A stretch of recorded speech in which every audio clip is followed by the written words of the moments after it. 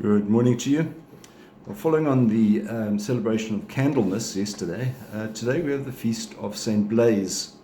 St. Blaise is associated with the blessing of throats. That's because some of the miracles that are associated with him, even in his lifetime, were associated with people like getting fish bones caught in their throats or something along those lines. And therefore, he is somebody that we would invoke a blessing from, that we will not ever have throat diseases. So St. Blaise is the man you need to pray to if you've got a sore throat. Hopefully nothing more serious than that.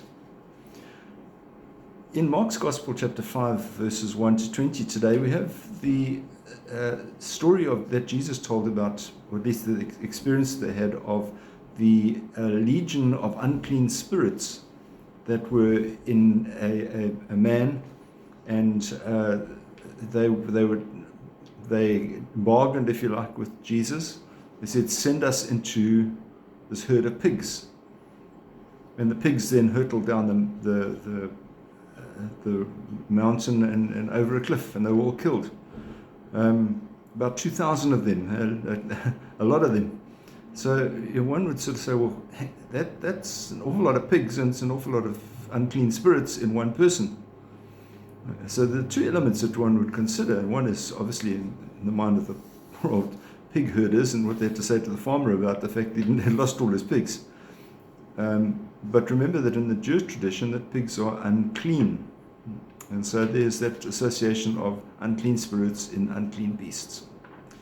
But the other factor, of course, is that the one man carrying all of those unclean spirits clearly had a problem. And Jesus was able to take all of those spirits from him. We need to consider ourselves that there are still a lot of unclean spirits around in this world, and demonic possession is a reality. And sometimes it is not, the demons are not so brazen that you would know they're there. They are far more subtle. I'm not saying that we've got a lot of satanic people running around. Hopefully we don't. But sometimes we need to remind ourselves that the only thing the devil wants to achieve is not necessarily to get people to follow him, just to stop people from following God. And that for him is a victory.